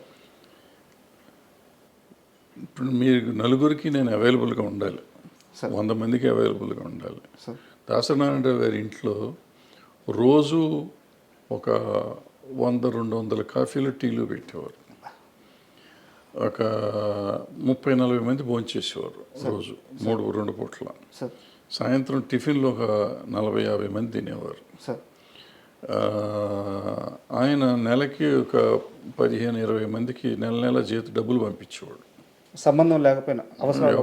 మీరు ఇందాక అడిగారు కష్టాలు ఉన్నవాళ్ళు అని చెప్పి, అటువంటి వాళ్ళు తెలిసిన వాళ్ళకల్లా డబ్బులు పంపించేవాడు నెల కవర్లు వెళ్ళి. న్యూ ఇయర్ రోజు డబ్బులు ఇచ్చేవాడు, అయ్యప్ప మాలేసినప్పుడు డబ్బులు ఇచ్చేవాడు. ఏదో రకరకాలు చేస్తూ ఉండేవాడు. ఇది కాకుండా సమస్యలకి చేస్తూ ఉండేవారు. మళ్ళీ పెళ్ళిళ్ళని పెటాకులని పోయినప్పుడు వచ్చినప్పుడు ఇస్తూ ఉండేవారు. ఇందులో ఏ ఒక్కటి నేను చేయలేం. నేను ఒక్కళ్ళకి రోజు ఇప్పుడు ఫర్ ఎగ్జాంపుల్ మీరు సమస్య ఉండి వచ్చారు, మీకు మంచినీళ్ళు కూడా నేను ఇవ్వలేను. పూర్వకాలంటే మంచినీళ్ళు ఫ్రీగా వచ్చాయి. ఇప్పుడు మంచినీళ్ళు వాటర్ బాటిల్ కొనాలి. వాటర్ బాటిల్ కొంటే 10 రూపాయలు అవుతుంది. మీకు మంచినీళ్ళు ఇస్తే నేను 10 రూపాయలు ఖర్చు పెట్టాలి. సార్ సమస్య మీది, ఖర్చు నాది. సార్ నేను పెట్టే పరిస్థితిలో లేను, నేను చేయలేను అంత. సో చేతకాని విషయంలో జైలు పెట్టి ఎవరికి న్యాయం చేయలేను. ఫర్ ఎగ్జాంపుల్ మీరు చెప్పిన పలానా హీరో గారితో అసోసియేట్ అయ్యి చేయమన్నారు. సో నేను దగ్గర రోజు ఆయన ఇంటికి వెళ్ళాలి, అది మా ఇంట్లో ఉండాలి. మా ఇంట్లో ఉంటే ఈ చెప్పిన ఖర్చులు నేను భరించలేను. ఆయన ఇంటికి వెళ్తే ఆయన చిరాకు పడతాడో చూసుకుంటాడో తెలియదు. వాళ్ళ ఇష్టాలు ఉండాలి. వాళ్ళ సైడ్ నుంచి అది ఉండాలి. సార్ మన సైడ్ నుంచి మనం వెళ్ళి దాన్ని బలవంతంగా రుద్దకూడదు. అది ఇప్పుడు దాసనారాయణరావు గారితో కూడా నేను ఇక్కడ దాసనారాయణరావు గారు ఒక స్టేజ్లో నేనే ఇక్కడ ఉండేవాడిని. నారాయణరావు గారు తర్వాత వచ్చారు ఇక్కడికి. సో ముందు నేను నా దగ్గర చేస్తూ ఉన్నాళ్ళు. ఆయన వచ్చిన తర్వాత ఆయన ఆల్రెడీ మాకు చాలా మెడ్రాస్లో చేస్తున్నారు కాబట్టి ఆయన దగ్గరికి నేను ఇద్దరం ఆయన నన్ను పిలిచి ఇక్కడ హైదరాబాద్ విషయాలు నాకు ఎక్కువ తెలుసు కాబట్టి నన్ను అడిగి చేసేవారు. సో అందుకని మీరు అన్నట్టు అందరూ నా దగ్గరికి ముందు నుంచే వచ్చేవారు కాబట్టి మళ్ళీ వస్తూ ఉండేవారు. అన్న సార్కి చెప్పండి అనేవారు. నేను చేయగలిగిన నేనే చేసేవాడిని, ఆయన దగ్గరికి తీసుకెళ్ళేవాడిని కాదు. లేదంటే ఆయనతో అవసరమైతే ఆయనతో చెప్పించేవాడిని. సో ఇప్పుడు మీరు అడిగిన ప్రశ్నకి సమాధానం, ఇప్పుడు దాసనారాయణ గారు లేరు, ఆ ఖర్చు భరించేవాళ్ళు లేరు, అంత కాంపౌండ్ లేదు ఇక్కడ, ఎక్కడ మన దగ్గర ఇల్లు వాకిలు లేదు, ఈ జరగని పనులు ఇవన్నీ. మరి ఎవరు సార్ ఇండస్ట్రీ పెద్ద ఇప్పుడు? ఇంకా పెద్ద అసలు పెద్ద అనేది ఉద్యోగం కాదు, ఇది ప్రెసిడెంట్ ఆఫ్ ఇండియా లాగా పోస్ట్ కాదు అది. ఆయనకి తెలియకుండా ఇప్పుడు ఒక మనిషి ఒక దాసనారాయణరావు అవ్వలేడు నాకు తెలిసి. ఎవరు? ఒక దాసనారాయణరావు కానీ ఒక ఎన్టీ రామారావు కానీ అసలు ఈ ప్రపంచంలో భూప్రపంచంలో ఇంకోళ్ళు అవరు. ఇంపాసిబుల్ అది. ఎన్టీ రామారావు అన్న కొంతమంది అవ్వగలరేమో కానీ దాసనారాయణరావు ఇట్స్ ఇంపాసిబుల్ ఇక అవటం. ఓకే, అది మనిషి మానవ మాత్రుడి వల్ల కాదు. అది ఒక మనిషి అన్ని పనులు చేయలేడు. ఆయన ఏంటి writer, director, actor, distributor, exhibitor, producer, lyric writer, dialogue writer, story writer, paper editor, politician, MP, తర్వాత మినిస్టరు, ఇది కాకుండా కాపు సంఘం ఆళ్ళ గొడవ, అక్కడ నాయకుడు ఏది కాదు. ఈ సినిమా ఇండస్ట్రీలో పంచాయతీలు అసలు ఒక రోజునని 6 షూటింగ్లు 7 షూటింగ్లు జరిగిన రోజులు ఉన్నాయి. ఈ రోజుల్లో కూడా పంచాయతీ చేసేవాడు. మనిషికి ఎట్ట కుదురుతుంది? 6 సినిమాలకి డైలాగులు రాయాలి. ఒక సంవత్సరంలో ఆయన 12 సినిమాలు 14 సినిమాలు రిలీజ్ అయినాయి. ఓ మనిషి 14 సినిమాలు ఎట్ట రిలీజ్ చేయగలడు సంవత్సరంలో? షూటింగ్ ఎన్ని చేయాలి? నెలకు ఒక సినిమా తీసేయగలడా ఎవడన్నా? ఇవాళ తీస్తానికి 3 ఏళ్ళు పడుతుంది ఒక సినిమా తీస్తానికి. కథ రాయడానికే 2 ఏళ్ళు పడుతుంది. 6 నెలలు లేకపోతే కథ రాయమంటున్నారు ఇప్పుడు కొత్త డైరెక్టర్లు అందరూ. ఇప్పుడు ఈ పరిస్థితుల్లో ఆయన ఎట్ట చేసేవాడు ఏంటి? అలాంటి మనిషి అసలు రాడు. ఇవన్నీ ఉండగా పంచాయతీలు చేయటం, ఇప్పుడు నేను చెప్పిన యాక్టివిటీస్ కాకుండా పంచాయతీలు చేయటం, వీళ్ళందరి కథల కష్టాలు వినాలి కదా. వచ్చినాడు ప్రతివాడు కష్టం వినాలి. షూటింగ్ చేస్తాడా? ఇప్పుడు ఆయన పక్కన 4 ఫ్లోర్లో షూటింగ్ జరుగుతుంది. 4 ఫ్లోర్లో షూటింగ్ సంగతి చూడాలా? లేకపోతే నా బోటి వాళ్ళకి డైలాగులు రాసి పెట్టేవాడు అది చూడాలా? లేకపోతే ఈ వచ్చిన పంచాయతీ చూడాలా? లేకపోతే ఈ కాపు సంఘం మీటింగ్ చూడాలా? ఏది చూడాలి? అందరూ అక్కడ బయట వెయిటింగ్లో ఉండేవారు. మానవుడికి సహజం అది కుదురుతుందా? ఇవాళ మీరు చెప్పే ఎవరికన్నా ఏ పెద్దలకన్నా కుదురుతుందా? చేయగలరా? ఇంపాసిబుల్. అది గురించి మర్చిపోండి. సో ఆ పెద్ద అనేది లేదు, పోస్టు లేదు, ఏం లేదు. ఆయనకి ఏదో వచ్చేసింది, జరిగిపోయింది, ఇంకెప్పుడు జరగదు ప్రపంచంలో. అది ఆయన తెచ్చుకుంది కాదు, ఆయన స్వభావం వల్ల స్వభావం వల్ల వచ్చింది ఆయన. ఇప్పుడు నేనే వెళ్ళాను సినిమా ప్రాబ్లం వస్తే, ఆయనకి నాకు పరిచయమే లేదు, వెళ్ళిపోయి ఏదో ఆయన చేసి పెట్టేవాడు. సో అట్లా ఎవరో మళ్ళీ వస్తారని అనుకోవటం దురాశ, జరగదు. సార్ అంటే ఇప్పుడున్న పరిస్థితుల్లో ఫిల్మ్ జర్నలిజం గురించి నాకు ఒక క్వశ్చన్ సార్. అంటే మీరు జర్నలిజాన్ని చూస్తున్నారు, ఫిల్మ్ జర్నలిజాన్ని చూస్తున్నారు, మీడియాతో మీకు అసోసియేషన్ ఉంది, మీరు కూడా వర్క్ చేస్తున్నారు. ఇప్పుడున్న ఫిల్మ్ జర్నలిజం చూస్తుంటే మీకు ఏమనిపిస్తుంది సార్? అంటే ఈ రివ్యూ సిస్టమ్ కానీ, అంటే జర్నలిజం కాదా అంటే కాదు. ఇప్పుడు ముందంటే ఏదో 4 పేపర్లు ఉంటే జర్నలిజం అనేవాళ్ళం సార్. ఏదో తర్వాత 2-3 ఛానళ్ళు వచ్చినాయి, ఛానల్ అనేవాళ్ళం. ఇవాళ ఏంటంటే సోషల్ మీడియా వచ్చినాక ఎంతమంది మనం సినిమా ఏదైనా పిలిస్తే, మీడియా పిలిస్తే 200 మంది వస్తున్నారు. వీళ్ళంతా జర్నలిస్టులే అంటే జర్నలిస్టులే అంటున్నారు. సో ఇది ఏది జర్నలిజం ఏది కాదు, జర్నలిజం మీద మనం డిస్కషన్ పెడతానికి లేదు. What is journalism, what is reporting అనే డిస్కషన్ వస్తే దానికి ఉండే తేడా దానికి ఉంది, దీనికి ఉండే తేడా ఉంది, వాట్ ఈజ్ రివ్యూ వేరే ఉంది. సో ఇవన్నీ మాట్లాడుతూ ఉంటే అది వేరే చర్చ అది. సో వీళ్ళలో ఎవరు రివ్యూవర్స్ కాదు, వీళ్ళు ఎవరు క్రిటిక్స్ కాదు, వీళ్ళలో మెజారిటీ అందరూ కాదు, అందులో కొంతమంది నిజమైన క్రిటిక్స్ ఉన్నారు, నిజమైన రివ్యూవర్స్ ఉన్నారు. సో వీళ్ళందరినీ మనం సీరియస్గా తీసుకోవటం అనవసరం. ఎందుకంటే వాళ్ళు యూట్యూబ్ వచ్చినాక అది అందరికీ కొంతమందికి ఉపాధి అయిపోయింది. ఎక్కువగా యూట్యూబ్లో నెగిటివిటీ వస్తే డబ్బులు ఎక్కువ వస్తాయి. సో ఎక్కువ మంది నెగిటివ్ రాయటానికి ఇష్టపడతారని డబ్బులు వస్తాయి. పాజిటివ్గా మాట్లాడితే డబ్బులు రావు. ఏదైనా మంచి చెప్పామనుకోండి, బాబు మీరు ఇట్లా ఉండకూడదని చెప్పామనుకోండి, ఎవరు చూడరు. ఇట్లాగే ఉండాలని చెప్పామనుకోండి, అందరూ బ్రహ్మాండంగా ఉంటుంది. దీనికి ఇంటర్లింక్గా ఇంకో క్వశ్చన్ ఉంది సార్. మీకు ఇండస్ట్రీలో పిఆర్ వ్యవస్థ గురించి ఐడియా ఉంటుంది. రీసెంట్గా సితారా నాగవంశీ గారు మాట్లాడుతూ పిఆర్స్ మమ్మల్ని బ్లాక్మెయిల్ చేస్తున్నారు. అంటే సార్ మనం ఆ పని చేయకపోతే సినిమాకి బ్యాడ్గా రాస్తారు, సార్ మనం వాళ్ళకి బ్యాన్ కార్డ్స్ ఇవ్వకపోతే సినిమాకి బ్యాడ్గా రాస్తారు, సార్ మనం ఈ ఫంక్షన్ చేయకపోతే సినిమాకి బ్యాడ్గా రాస్తారు అని ఆయన ఓపెన్గా చెప్తున్నారు. పిఆర్ వ్యవస్థ నిర్మాతలను బ్లాక్మెయిల్ చేస్తుంది, వీళ్ళ పోడు పర్లేక మేము అదనంగా ఇంకో 30-40 లక్షలు ఖర్చు పెట్టాల్సి వస్తుంది. అంటే ఏ నిర్మాతకు కూడా ఇప్పుడు ఆయన మాటల ప్రకారం నిర్మాతలకి పిఆర్ వ్యవస్థను కానీ ఈ ఫిల్మ్ జర్నలిజంలో సోకాల్డ్ జర్నలిజం అని చెప్పుకుంటున్న వాళ్ళని కానీ ఎంటర్టైన్ చేయాలని ఏ నిర్మాతకి లేదు. అంటే నిర్మాతలను బ్లాక్మెయిల్ చేసే స్టేజ్కి ఈ పిఆర్ వ్యవస్థ కానీ ఫిల్మ్ జర్నలిజం కానీ వెళ్ళిందే? అసలు ఆ మాట తప్పది. ఇప్పుడు బ్లాక్మెయిల్ చేయబడే పరిస్థితులు నేను ఉన్నానా లేదా? నేను ఒక నిర్మాతగా నా కంటెంట్ని నేను నమ్మాలి సార్. నేను ఎవరిలో చెప్పిన మాట విని చేయాల్సిన అవసరం లేదు. నాకు అవగాహన ఉండాలి. నేను సినిమా తీసినప్పుడు నేను ఇది చేస్తే ఇది ఉంటుంది, ఇది చేస్తే ఇది ఉంటుంది. సలహాలు తీసుకోవటం తప్పులేదు, సలహాలు ఎవరైనా చెప్తే వినటం తప్పులేదు. బట్ సలహాని ఎంతవరకు మనం వాడుకోవాలనేది మనం ఆలోచించుకోవాలి. పిఆర్లు ఏదో చెప్తూ ఉంటారు. ఇప్పుడు ఏమవుతుంది, ఇప్పుడు నేను ఏం చేస్తాను, సినిమా తీసాను అనుకున్నాను ఫర్ ఎగ్జాంపుల్. ఆ సినిమా తీసినాక ఒక సినిమా ఫ్లాప్ అయింది. ఫ్లాప్ అయితే నీ బోటోడు వచ్చి సార్ మీరు సరిగ్గా ప్రమోట్ చేయలేదు సార్ అంటాను. సరిగ్గా ప్రమోట్ చేయలేదంటే నేనేమంటాను, పిఆర్ని పట్టుకుని నువ్వు సరిగ్గా పిఆర్ చేయలేదురా అంటాం.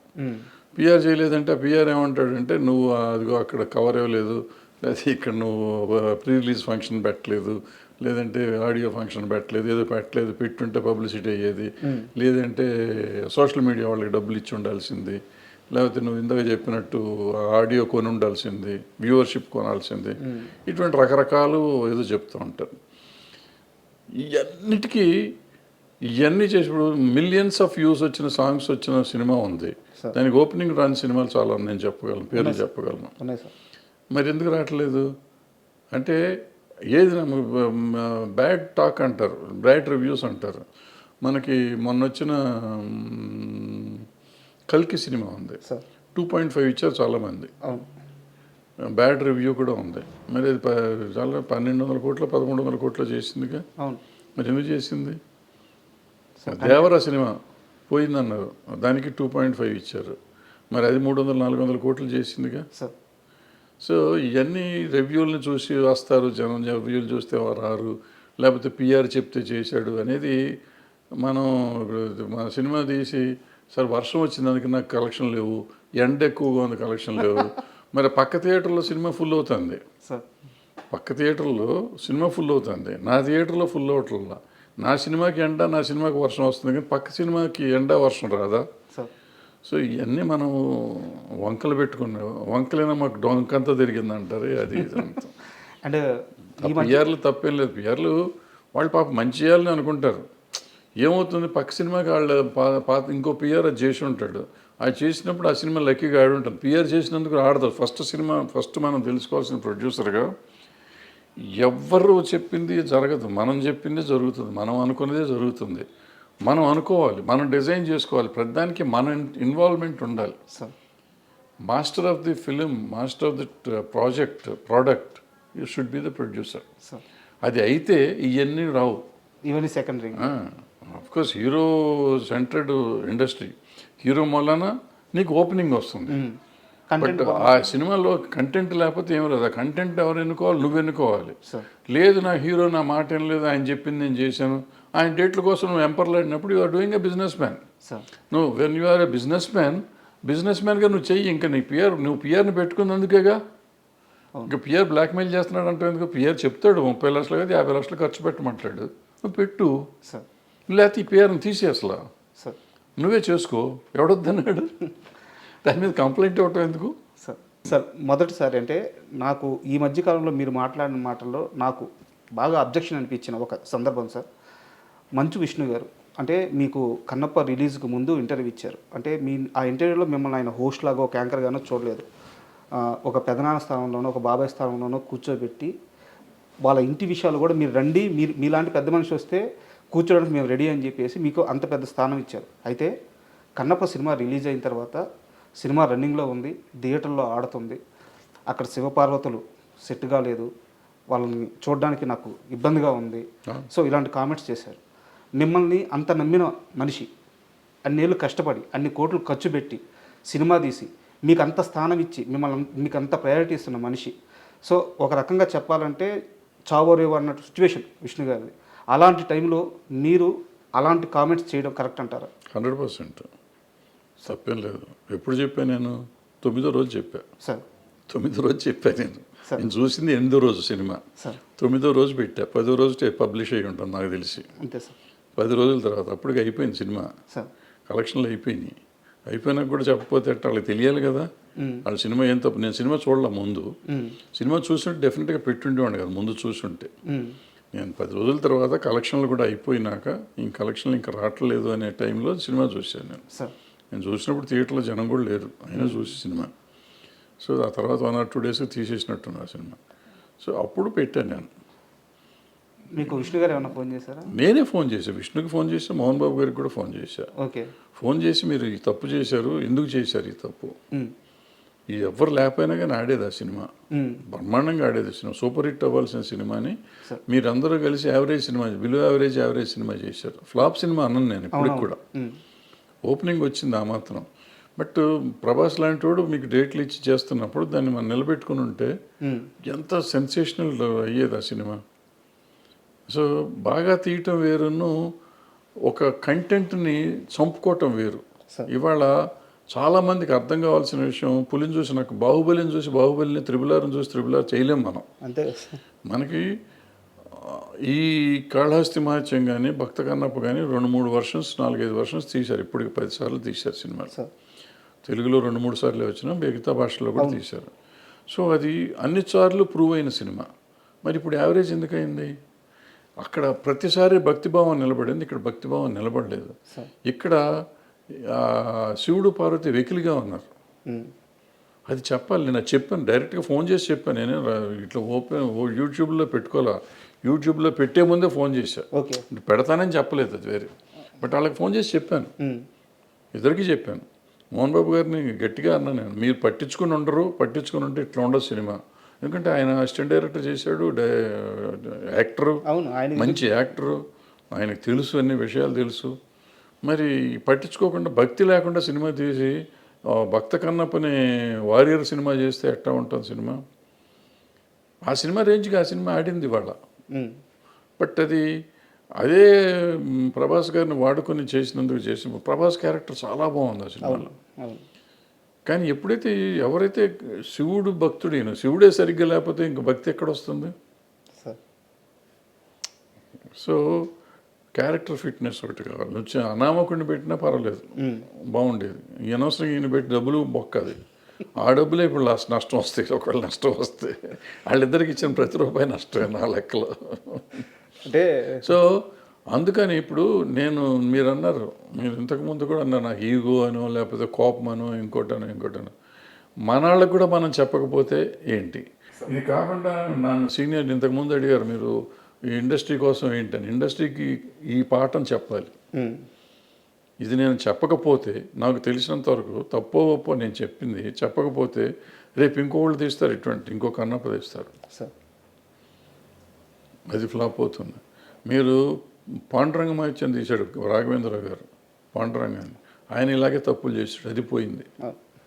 సో భక్తి సినిమాని భక్తిభావంతో మీరు తీయకపోతే ఆ సినిమాలు పోతాయి. మీరు పాండురంగ సినిమా తీసుకోండి, కన్నప్ప తీసుకోండి, ఇంకోటి తీసుకోండి. మరి బాలకృష్ణ గారు, రాఘవేంద్ర గారు పెద్ద సినిమానే కదా అది. మరి ఎందుకాళ్ళ పాటలు కూడా బాగానే హిట్ అయినాయి, ఎందుకాళ్ళ? దాంట్లో పాత సినిమాలో ఉన్న భక్తి ఏది? ఆ ఎమోషన్ ఎక్కడ దొరికింది? రాలేదు. ఎందుకు రాలేదు? ఎందుకు తీయలేకపోయారు మీరు? సో ఏదో మార్పులు మీరు చేద్దాం అనుకుంటే అవ్వదు అది. సార్ ఏదో చేసేద్దాం, వాళ్ళు చేసిన దానికంటే మనం గొప్పగా చేద్దాం, గొప్పగా చెయ్యండి. ఆ భక్తి పారవస్యం ఎవరికైనా రావాలి. సినిమా చూస్తుంటే అనుభూతి రావాలి, రోమాలు నెక్కిపోవాలి. భక్తి సినిమాల్లో ఉండే అడ్వాంటేజ్ అది. సినిమా రిచ్గా తీశారా, ఖర్చు పెట్టారా లేదా కాదు, భక్తి వచ్చేస్తుంది ఆటోమేటిక్గా. నేను దేవుడికి దండం పెట్టను, కానీ భక్తి సినిమాలు చూస్తుంటే నా కళ్ళెమ్మటి నీళ్ళు వచ్చేస్తాయి. ఒక రకమైన జలధరింపు వస్తుంది బాడీలో సినిమాలు చూస్తుంటే. అది అంటే యాజ్ ఎ కామన్ ఆడియన్స్, భక్తుడు సినిమా దేవుడు కాదు కాదు అక్కడ ఎమోషన్ వస్తుంది. ఇప్పుడు అన్నమయ్య సినిమా చూస్తాం. అన్నమయ్యలో ఆయన జీవితం అంతా ఆయన కోసం దారపోస్తాడు. దారపోసినాక ఆ లాస్ట్ సీన్లో ఉన్నప్పుడు అప్పుడు జోలపాట పాడావు చూడు అంటే ఆయన విష్ణుమూర్తి పాడతాడు, వెంకటేశ్వర స్వామి పాడతాడు ఆ పాట. అవును, నా పాట మీ నోటి గుండా నేను అంటే నేను జన్మ తరించింది అయ్యా అంటా ఉంటే వల్ల వల్ల వల్ల వల్ల ఈ రోజుకి ఏడుస్తాను నేను. అది 20 సార్లు చూశాను నేను, చూసి ఉంటా 20-30 సార్లు చూసి ఉంటా. ఈ రోజుకి లాస్ట్ అప్పుడప్పుడు భక్తి భావంలో అయినా 15 నిమిషాలు వేస్తారు. ఆ డైలాగ్ వచ్చినప్పుడు ఏడుపు వచ్చేస్తుంది. అది దట్ ఈస్ పవర్ ఆఫ్ ఇది భక్తి. 1 మంత్ బ్యాక్ రాఘవేంద్రరావు గారిని కలిసాను సార్. ఆయన దగ్గరికి వెళ్ళి ఒక సందర్భం వెళ్ళి బ్లెస్సింగ్స్ తీసుకున్నాను. ఆ సమయంలో ఈరోజు మీరు ఏదైతే ఎగ్జాంపుల్ చెప్పారో ఆ గడప దగ్గరికి వచ్చి తను రాసిన పాటలన్నీ అక్కడ వేసి ఆ దర్శనం అవ్వగానే అదే ఎగ్జాంపుల్ సార్ నాకు ఆయన చెప్పినప్పుడు ఈ రోజుకి ఆయన అన్నమయ్య అంటే రాఘవేంద్రరావు అలాగే పులకరించిపోతున్నారు. ఆయన నేను తీయలేదా ఆ సినిమా, వెంకటేశ్వర స్వామి నా చేత తీపించుకున్నారు అంటున్నారు. మీరు అంటున్నట్టు అది భక్తి సినిమా. అది అందులో అన్ని 100 తప్పులు ఉన్నాయి. ఆ సినిమాలో లేనన్ని తప్పులు ఆ సినిమానే ఫాలో అయ్యారు. ఈ సినిమా కన్నప్ప కూడా అందులో వెంకటేశ్వర స్వామి వాళ్ళు అందరూ కలిసి అది చేయలేదు ఇది చేయలేదు అన్నప్పుడల్లా వీడు మారిపోతూ ఉంటాడు ఈ భక్తుడు అన్నమయ్య. బట్ అంత చేసింది లాస్ట్ 15 మినిట్స్ ఆయన చేసిన భక్తి ఉంది ఎక్కడైతే ఉందో పులకించిపోయారు. అది పీక్ తీసుకెళ్ళిపోయారు. సో మిగతాదంతా మర్చిపోతాం మనం సార్. అది that is film making. Pushpa cinema మీద మీ అభిప్రాయం ఎప్పటికైనా మారిందా? నేను అభిప్రాయపడ్డాను. నేను సినిమా బాగానే ఉందిగా. సినిమా బాగుంది. సినిమా మీరు చూడకముందు స్మగ్లింగ్ ఏదో చెప్పారు నాకు, స్మగ్లర్ అంట, పోలీస్ ఆఫీసర్ ఉండే పూల్లో పాసు పోస్తాడని చెప్పేసి ఇట్లాంటి కామెంట్స్ విన్నాను. సో నాకు సినిమా చూడబుద్ధి కావట్లేదు అని చెప్పేసి మీరు ఒక స్టేట్మెంట్ అన్నారు. సినిమా చూసిన తర్వాత మీ అభిప్రాయం మారిందా? సినిమా కూడా నేను ముక్కలుగా చూసాను. నాకు సినిమాకి పెద్దగా అంటే బట్ నాకు సెకండ్ హాఫ్ నచ్చిందని చెప్పాను. తర్వాత వీడియో పెట్టాను, మీరు చూడలేదేమో. సెకండ్ హాఫ్లో ఫ్యామిలీ ఎలిమెంట్ ఏదైతే ఉందో, మిగతా సినిమా అంతా చండాలం నాకు ఇప్పటికీ కూడా. కానీ నా పెద్ద ఇష్యూ మామూలు రెగ్యులర్ కమర్షియల్ సినిమా అదే పెద్ద పట్టింపు కాదు. కానీ వైఫ్ అండ్ హస్బెండ్ ఎలిమెంట్ తీశాడు, అద్భుతంగా తీశాడు. వాళ్ళిద్దరూ ఆ అమ్మాయి ఈయన కోసం, ఈయన అమ్మాయి కోసం పడే పాటలు ఉన్నాయి. పుష్ప రష్మిక కోసం, రష్మిక కోసం, రష్మిక అర్జున్ కోసం వాళ్ళు మాట్లాడే మాటలు కానీ కమర్షియల్గా బాగున్నా కూడా నిజంగా కూడా ఎమోషనల్గా కూడా ఉన్నాయి. అట్ ద సేమ్ టైం ఒక భార్యాభర్తల అనుబంధాన్ని అటువంటి క్యారెక్టర్స్ మీద చూపించడం అనేది చాలా గొప్ప విషయం. ఇప్పుడు ఏదో మామూలుగా మిడిల్ క్లాస్ ఫ్యామిలీలో ఉంటుంది, ఇట్లా డబ్బు ఉండి ఆడ స్మగ్లింగ్ చేసేవాడికి భార్య మీద అంత ప్రేమ ఉంటుందా? అసలు భార్యను అంత ప్రేమించాలా, ఆ భార్య భర్తను అంత ప్రేమించాలా? అద్భుతంగా ఉంది అది. ఆ ఎలిమెంట్ చాలా బ్రహ్మాండంగా ఉంటుంది ఆ సినిమాలో. సార్ నాది ఇంకో క్వశ్చన్ ఏంటంటే, అంటే ఒక 12-13 ఏళ్ళ నుంచి మీరు నాకు తెలుసు సార్. అంటే నేను మిమ్మల్ని దగ్గరగా చూస్తున్నాను, మీరు ఎక్కడున్నా మీ గురించి నాకు తెలుసదు కాబట్టి నేను మిమ్మల్ని ఫాలో అవుతున్నట్టే. తమ్మారెడ్డి గారికి ప్రతి విషయంలో ఒక అభిప్రాయం చాలా నిక్కచ్చిగా ఉంటుంది, ఆయన ఒక మాట మీద ఉంటారు. బట్ నాకు ఎప్పుడూ కూడా చాలా పెద్ద కన్ఫ్యూజన్ ఏంటంటే మీ విషయంలో, చిరంజీవి గారి విషయం సార్. కెమెరా లేనప్పుడు చిరంజీవి గారి గురించి మీరు ఎంత గొప్పగా చెప్తారంటే, నా బ్రదరయ్యా, నా తమ్ముడయ్యా, అంటే మేము వినున్నాం, మీతో పాటు పనిచేసినప్పుడు మేము వినున్నాం, నా తమ్ముడయ్యా, నేను సినిమాలు తీసాను, నాతో సినిమాలు తీసాడు, నేను ఇచ్చినప్పుడు రెమ్యునరేషన్ తీసుకున్నాడు, మా అనుబంధం ఇట్లాంటిది, నా స్టూడియోలో ఉండేవాడు, ఇంత గొప్పగా చెప్తారు చిరంజీవి గారి గురించి. కెమెరా లేనప్పుడు 4 మనుషులు క్లోజ్డ్ పీపుల్ ఉన్నప్పుడు. అదే కెమెరా పెట్టంగానే చిరంజీవి గారి అభిప్రాయాలని, ఆయన వెళ్ళే మార్గాలని మీరు క్వశ్చన్ చేస్తూ ఉంటారు. ఇది నాకు అర్థం కాదు సార్ అసలు. అంటే మీ చాలాసార్లు అనుకున్నాను. ఆల్రెడీ ఇంతకుముందు సమాధానం చెప్పాను, మోహన్ బాబు గారి విషయంలో సమాధానం మీకు చెప్పాను, సేమ్ సమాధానం ఇది సార్. ఇప్పుడు ఆయనతో కూడా నేను మాట్లాడి చెప్పినవి ఉన్నాయి కొన్ని. ఆ చిరంజీవి గారికి నాకు ఉన్న అనుబంధం అప్పుడు వేరు, ఇప్పుడు వేరు. బట్ నాకు నచ్చినట్టు చెప్తాను, నచ్చని నాకు మీరు చెప్పినవి అన్నీ నిజం. ఆ నిజం నాకు ఇంకా అనుబంధం అట్లాగే ఉంది నా మనసులో.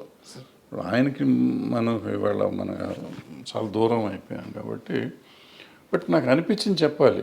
ఇందాక ఎందుకు చెప్పాను మోహన్ బాబు గారికి ఆ సినిమాని గురించి ఎందుకు పెట్టారు మీరు, వాళ్ళ జీవితం నాశనం అయిపోతుంది కదా అన్న. జీవితం నాశనం అవ్వదు, నెక్స్ట్ టైం ఆ తప్పు చేయకూడదు అనేది నా పాయింట్. ఈవెన్ ఈయనకు కూడా అంతే. ఆయనకి ఇవాళకి నా తమ్ముడే, ఏ రోజుకి నా తమ్ముడే, నేను చచ్చేదాకా నాకు తమ్ముడే అతను, అది కాదంటల్లా. అతని వెల్ విషర్నే నేను. వాళ్ళు ఒప్పుకున్నా ఒప్పుకోకపోయినా, నమ్మినా నమ్మకపోయినా నేను వెల్ విషర్నే. వాళ్ళు బాగుండాలి అంటే ఇలాంటి తప్పులు చేయొద్దని చెప్పడం, నా ఉద్దేశంలో ఉన్న తప్పులు చేయొద్దని చెప్తాను, ఇప్పటికి చెప్తాను నేను అనిపిస్తే. ఊరికి ప్రతిదానికి వచ్చేసి పని పాట లేకుండా దాని గురించి ఇప్పుడు మంచి మాటలు చాలా చెప్తాను నేను. చిరంజీవి గారిని చాలాసార్లు చాలామంది తిడతంటే నేను వచ్చి మాట్లాడి అడ్డం పడ్డ రోజులు చాలా ఉన్నాయి. మరి ఎందుకు పడుతున్నాను, నాకేం అవసరం సార్? నాకు అర్థం ఆయన నన్ను అడగడు కదా పాపం. ఎప్పుడు నాకు ఫోన్ చేసి ఏమండి వాళ్ళు ఎవరో నన్ను తిడుతున్నారు మీరు రెండని పాపం ఎప్పుడు అనలేదు, వాళ్ళు ఏ జోలికి రాలేదు. బట్ ఎవరో అంటే తప్పు కదా. ఒక మనిషిని ఎందుకు ఇష్టాలతో సంబంధం లేదు. ముందు ఒక మనిషిని మనం కాపాడతాం కాదు, అనవసరంగా అతన్ని స్కేప్ గోట్ని చేయకూడదు. ఆయన చిరంజీవి గారు అవ్వచ్చు, ఇంకోళ్ళు అవ్వచ్చు, ఎవరినైనా కానీ మనం అనవసరంగా దాన్ని చేయకూడదు. ఎవరిలో అడ్వాంటేజ్ నోరు ఉంది కదా అని ఎవడు పడితే ఆడు ఏది పడితే అది మాట్లాడితే మనం క్షమించకూడదు, వదిలిపెట్టకూడదు. అంటే at least I should raise my voice. Sir ఆయన కోసం నేను మంచి కోసం చెప్తాను. ఏదైనా తప్పు అని నేను చెప్పేది చాలామంది నెగిటివ్గా తీసుకుంటారు. నెగిటివ్ కాదు, నా ఉద్దేశంలో పాజిటివ్. అతనుకున్న ఈ చరిష్మాకి ఆయనకున్న దానికి కొన్ని ఆయన చేయకుండా ఉంటే బాగుంటుందని నాకు అనిపిస్తుంది. బట్ ఆయన పరిధిలో ఆయనకుంటే ఆయనకుంటేది మన అవసరం అనుకో ఎక్కువ. బట్ ఆగలేను. అది కూడా ఎవరిని అడిగితే చెప్తాను, కావాలని పెట్టి వీడియో పెట్టి చెప్పడం అనేది నేను చేయను. అంటే ఎందుకన్నానంటే సార్, ఇప్పుడు ఇండస్ట్రీ అని కాదు సార్, 2 తెలుగు రాష్ట్రాల్లో కానీ మన ఇండియా వైడ్ కానీ మేము చిరంజీవి తమ్ముళ్ళమే, చిరంజీవి మా అన్నయ్య, మెగాస్టార్ మా అన్నయ్య అని చెప్పుకునే వాళ్ళు కొన్ని కోట్ల మంది ఉన్నారు. బట్ చిరంజీవి నా తమ్ముడు అని చెప్పే ఒకే ఒక్క పర్సన్ తమ్మారెడ్డి భరద్వాజ. అది మీరు ఎప్పుడు చెప్తూ వస్తున్నారు. బట్ ఏంటంటే కొన్ని సందర్భాల్లో మీరు చేసే కామెంట్స్ ఆయన మంచి కోసమే కానీ వెల్ విషర్గా కానీ చేసే కామెంట్స్ అవి రాంగ్గా పోర్ట్రేట్ అయ్యి వెళ్ళిపోయినప్పుడు కొంతమందికి రాంగ్గా అర్థమవుతుంది. అన్నీ తెలిసిన మనిషిగా నాకు ఈ వైరుధ్యం అర్థం కాలేదు, అందుకని అడిగాను. పడ్డోడు ఎప్పుడు చెడ్డోడు కదా మనకి. కానీ ఇండస్ట్రీలో ఆ నలుగురు ఎవరు అసలు ఉన్నారా లేరా? అన్నీ అయిపోయినాయి, వాళ్ళే ఒప్పుకున్నారు కదా. మళ్ళీ ఇప్పుడు కొత్తగా నేను ఎందుకు మాట్లాడతాను, వాళ్ళే వచ్చి ఈ మధ్య చెప్పారు మేమే నలుగురిలో ఉన్నాం కానీ మేము లేవు దాంట్లో అని చెప్పుకున్నారు. అంటే సమస్య ఏంటంటే చెప్పిన వాళ్ళందరూ మేము లేవంటున్నారు. అది చెప్పలేదు కాబట్టి, చెప్పారు కాబట్టి ఆ నలుగురే. మేము లేవన్న నలుగురు. అండ్ రానున్న కాలంలో చిన్న సినిమాల పరిస్థితి ఎలా ఉండబోతుంది? ఇప్పుడున్న ఇండస్ట్రీ విధానం అంటే ఈ సినిమాలు తీసే విధానం కానీ, కోట్లు ఖర్చు పెట్టి హీరోలకి ఈ భారీ రెమ్యునరేషన్ ఇచ్చి వెళ్తున్న ఈ విధానం కానీ ఇండస్ట్రీ రాబోయే 10-15 సంవత్సరాల్లో ఏ స్థాయిలో ఉండబోతుంది మీరు అనుకుంటున్నారు? చిన్న సినిమాల పరిస్థితి ఎలా ఉండబోతుంది? పెద్ద సినిమాలు తీసే నిర్మాతల పరిస్థితి ఎలా ఉండబోతుంది? ఏం చాలా దుర్భరంగా ఉంటుంది, చూడాలి. అంటే మంచి సినిమాలు కొంచెం చిన్న సినిమాలు, అది మన కోర్టు ఆడినట్టు, బలగం ఆడినట్టు చిన్న సినిమాలు ఆడుతున్నాయి కదా, అట్లా ఆడుతూనే ఉంటాయి. But bad position. సార్ చాలా విలువైన మీ సమయాన్ని మాకు కేటాయించి, అంటే నేను అడగంగానే ఇంటర్వ్యూకి ఒప్పుకొని నన్ను ఎంకరేజ్ చేశారు. సో మీకు విలువైన సమయాన్ని మాకు ఇచ్చారు, చాలా థ్యాంక్ యూ సార్. మరో మంచి టాపిక్తో వీలైతే మళ్ళీ ఒక మంచి ఇంటర్వ్యూ చేద్దాం. Thank you.